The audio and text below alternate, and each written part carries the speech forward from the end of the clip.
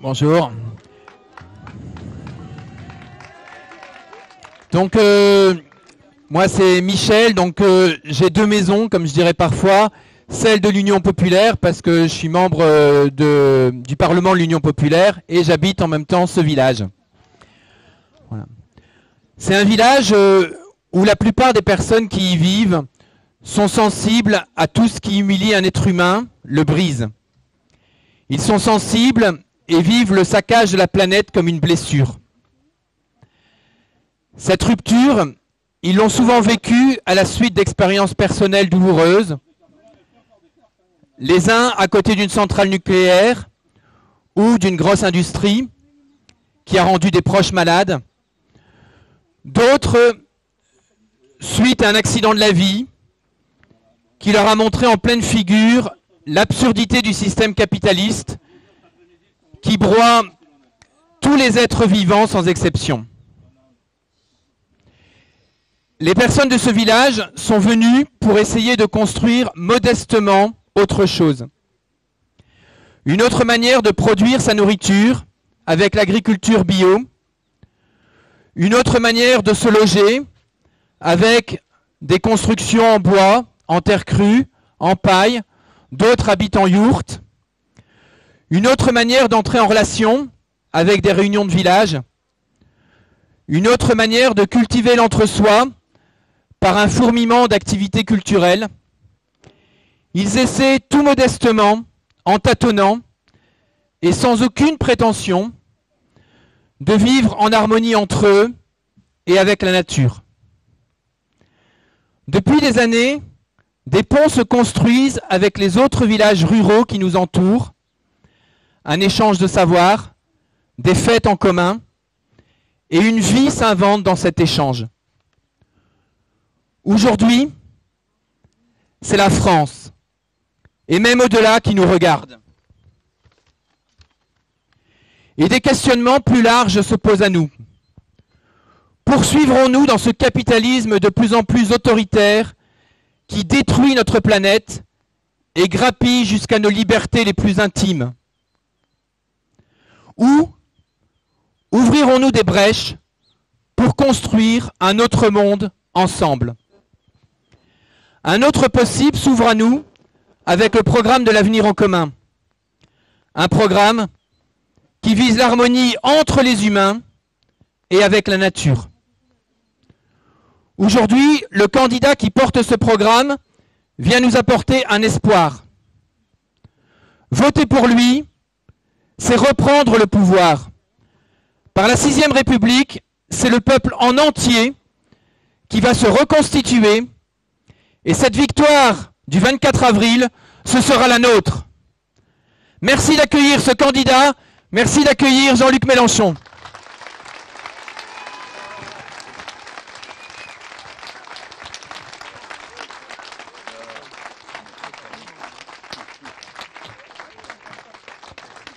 Mais moi, j'avais rien compris, c'est une réunion électorale alors.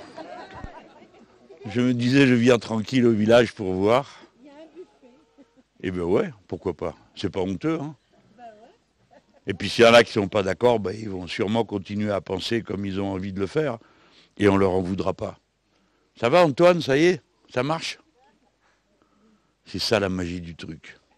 Là, on est en direct avec des gens qui nous regardent. Je saurai tout à l'heure combien on est. Je voulais venir ici parce que j'avais une émission la veille. Et je ne vais pas passer comme un fou comme ça, là, à travers. Bzou! Allez, on arrive, on s'en va, on repart, c'est la nuit, on n'a rien vu. Alors j'ai fait ça des années, des années, des années. Tiens, salut. Il y a du monde que je connais ici. Je me demande comment ça se fait que j'en connais autant. Dans un coin aussi, on va dire, éloigné. Ma grand-mère, elle répondait ça, elle disait... Alors on lui disait, mais c'est où, mémé? Elle disait, oh, c'est loin. Loin de quoi? C'est loin. Et loin, c'est toujours par rapport à quelque chose.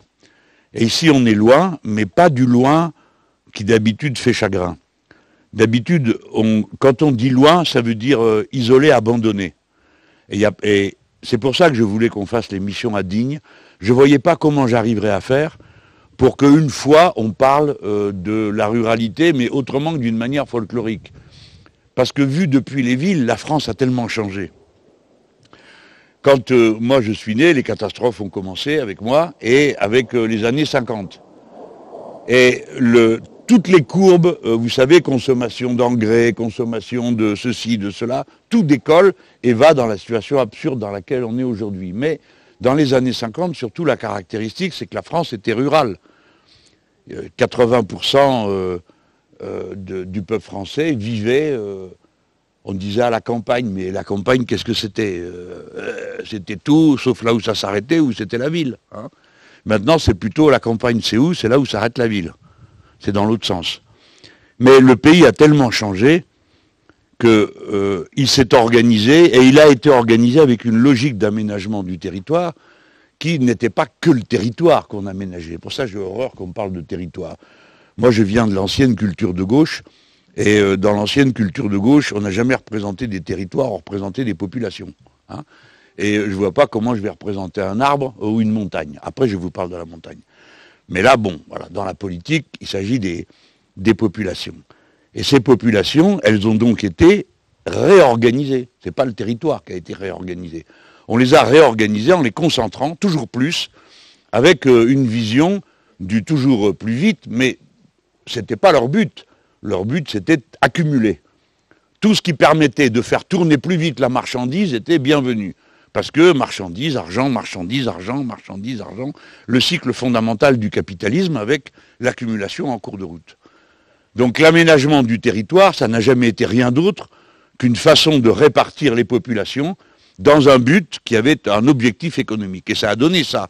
Et il y a le éloigné malheureux, c'est les gens sont loin de tout parce qu'ils sont en quelque sorte les résidus de ce qui n'a pas été complètement pris. Donc vous n'êtes pas tous dans les métropoles, pas vous, hein, vous avez choisi d'être ailleurs, mais dans les métropoles, et petit à petit on a organisé comme ça, avec des structures de plus en plus éloignées des populations, comme on dit, mais en réalité toujours plus rapprochées du but qui était visé. Le pompon, ça a été quand on a eu la réforme de Hollande, la première sur l'organisation administrative du territoire, avec les départements, les régions, tout ça, et le gars, on n'avait même pas commencé à appliquer son truc, que pouf, déjà il le réforme à nouveau, et il nous fait ce machin, avec 13 grandes régions qui ne veulent absolument rien dire pour personne, parce que ni c'est les régions d'Ancien Régime, dans mon coin là-bas où sont mes enfants, c'est le Jura, la Franche-Comté, d'accord? Alors ils avaient fait Franche-Comté, Bourgogne.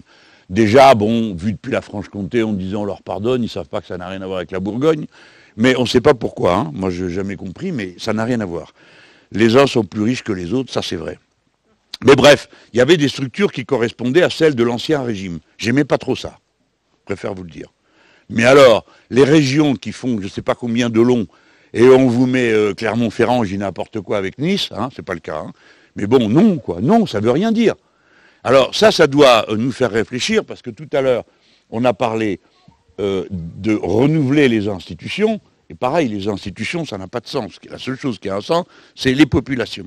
Donc renouveler les institutions pour que les populations soient en état de s'auto-gouverner.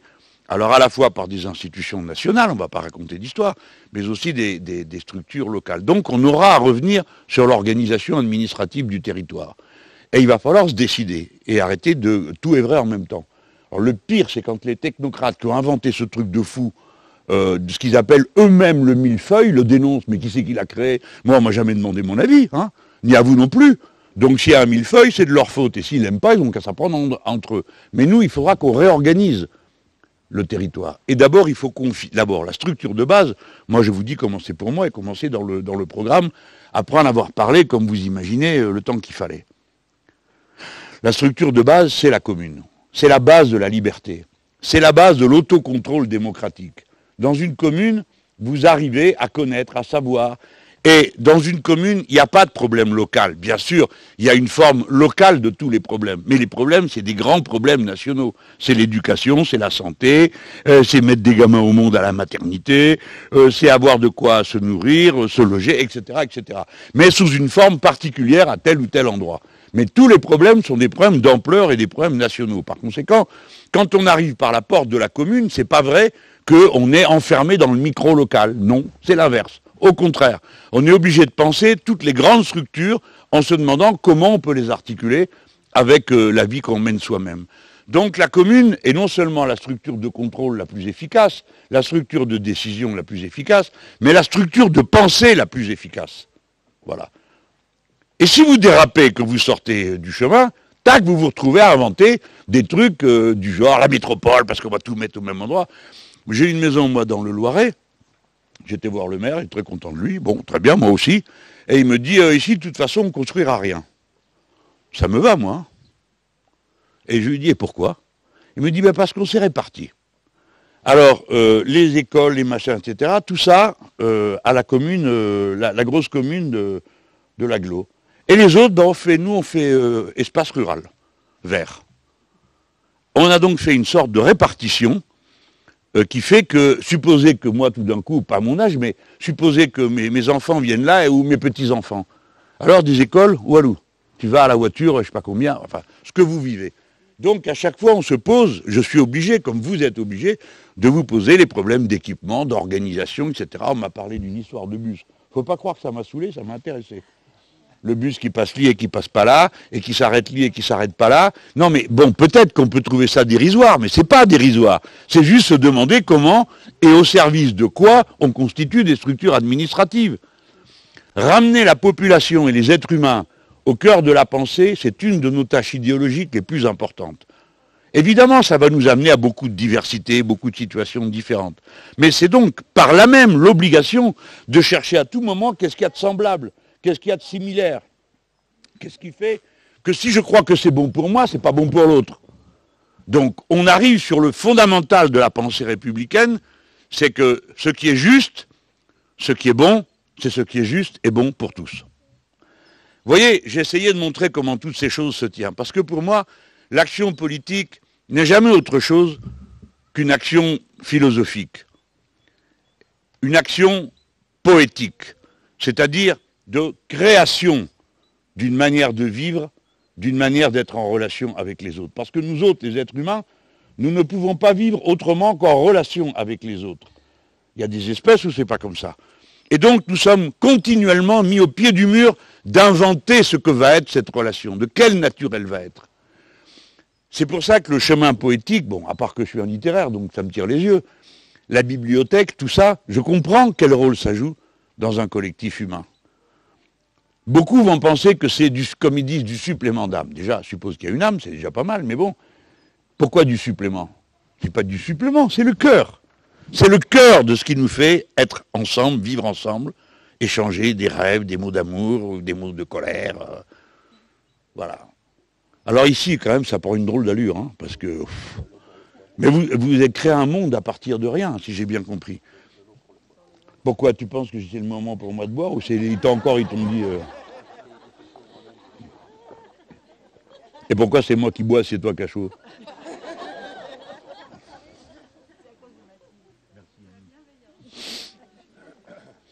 La blague, c'est le sel de l'esprit. Il faut blaguer beaucoup et se moquer de soi beaucoup. Ça entretient la souplesse, vous savez. Et la souplesse, après, tac, ça fait les beaux revers dans la polémique. Si vous êtes trop rigide, vous récitez.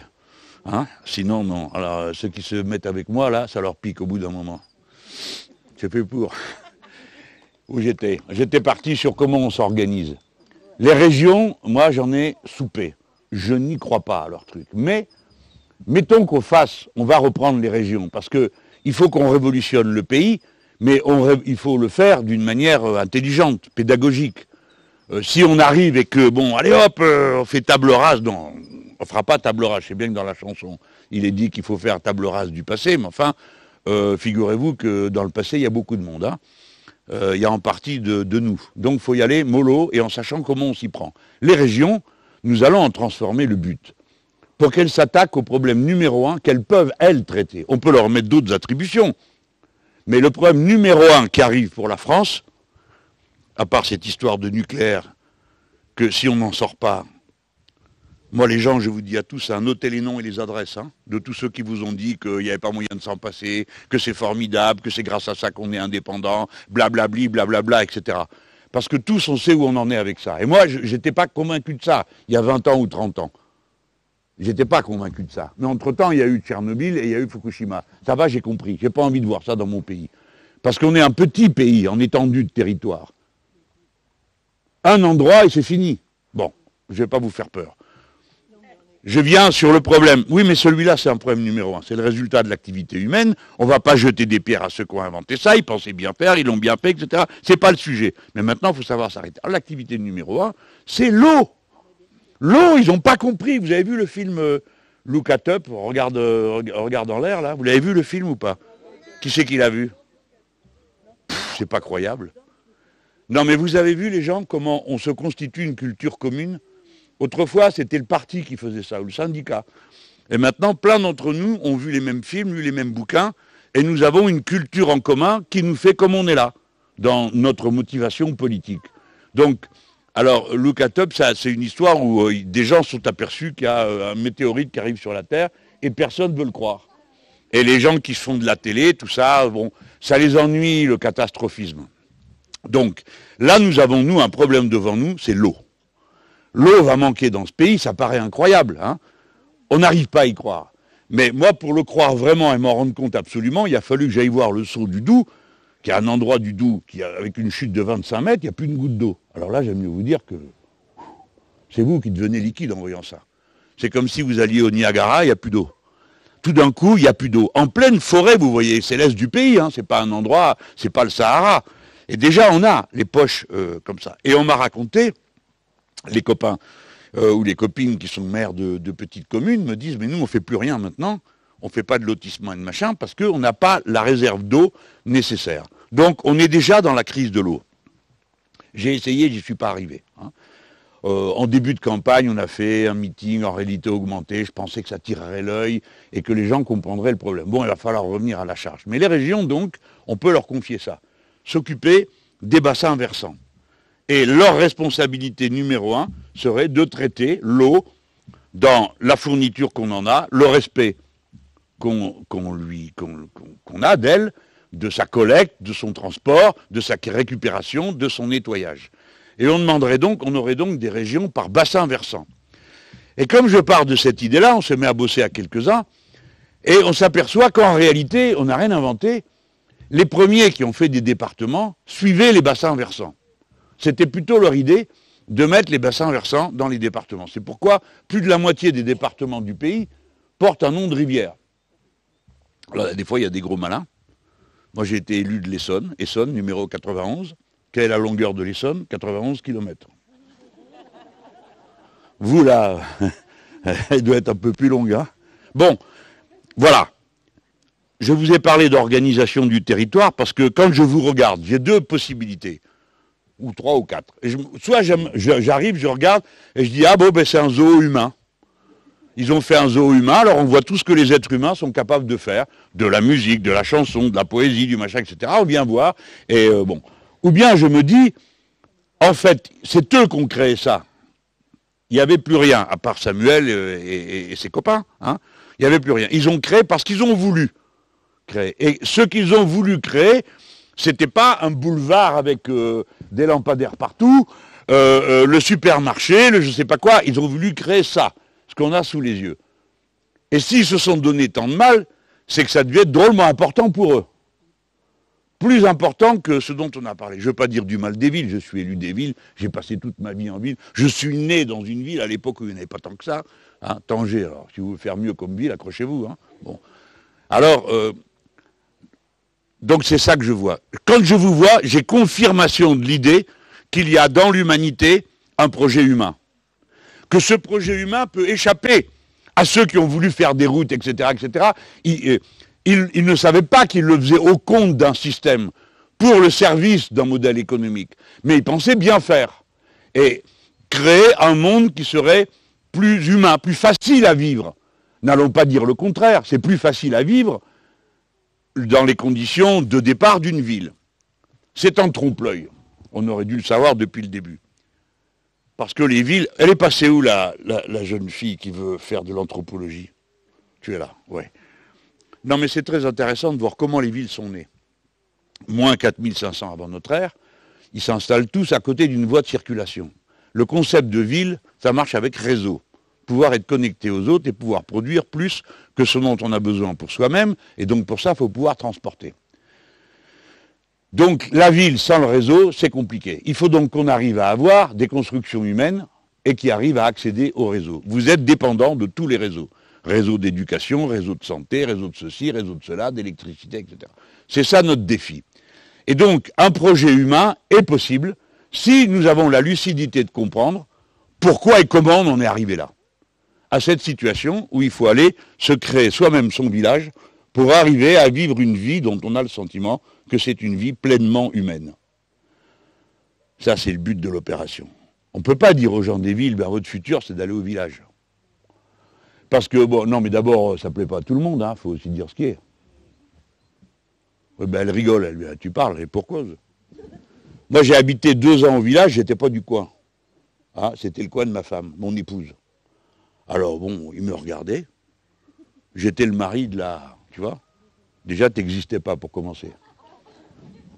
Mon beau-père, il était infirmier, il a piqué le cul de tout le village. Il l'appelait le Suisse, parce que son propre père était suisse.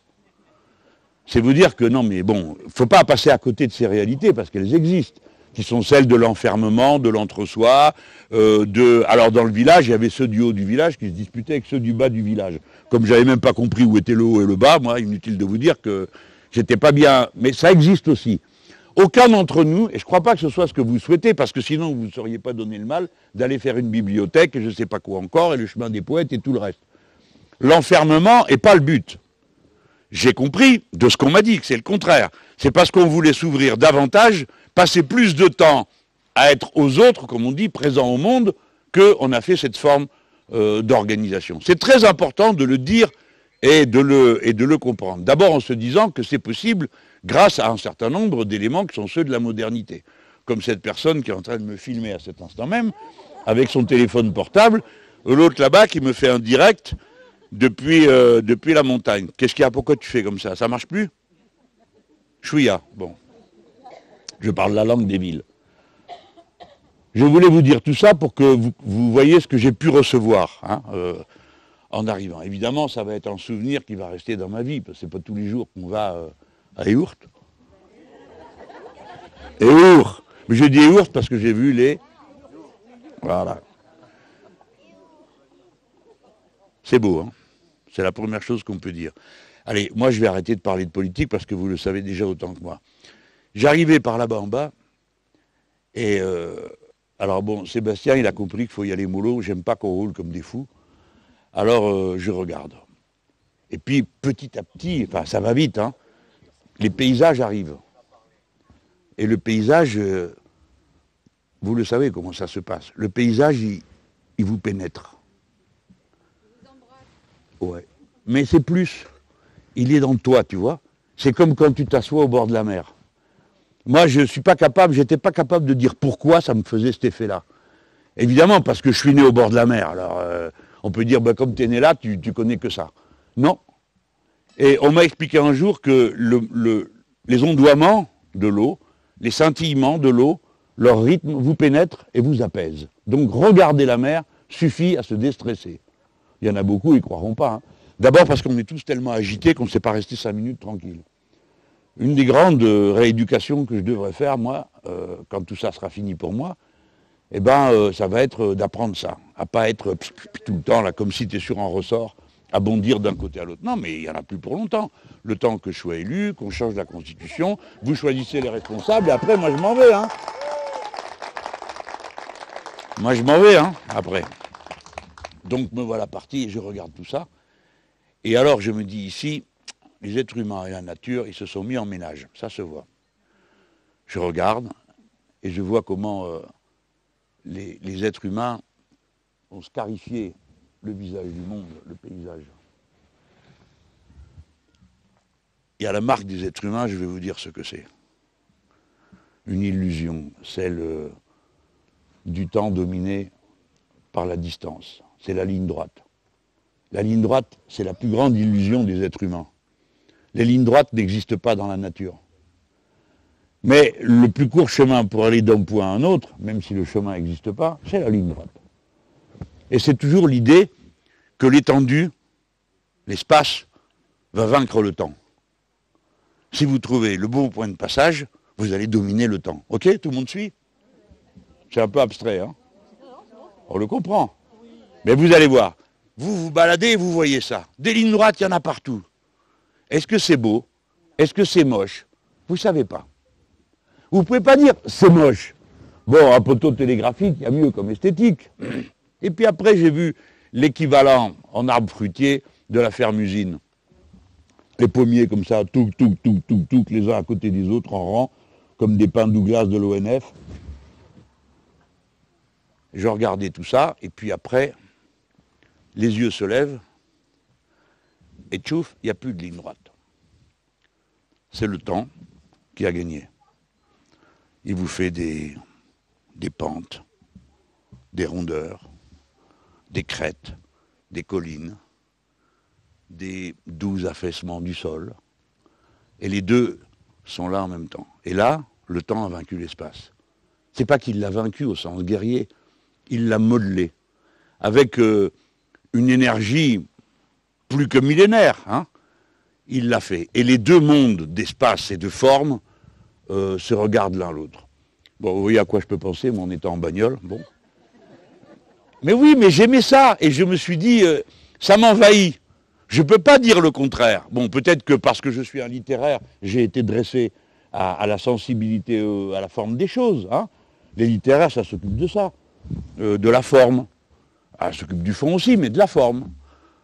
C'est pour ça qu'ils m'ont viré de la littérature, ils m'ont mis en philo, ils se sont dit, ce type est insupportable, allez dehors, allez là-bas, vous allez vous occuper de philo, ça va leur plaire. Je regardais tout ça, et j'ai compris que la journée, pour moi, elle allait pas être banale. Parce que juste j'aurais vu ça, et ça aura commencé à faire son travail en moi. Je suis tellement un homme des villes. J'ai tellement dit de choses en faveur des villes, de l'énormité du contact, de la joie de l'anonymat. Et tout d'un coup, j'ai la preuve du contraire. Me voilà, j'arrive ici, et j'ai envie de rester. Non, attendez, c'est bête, hein?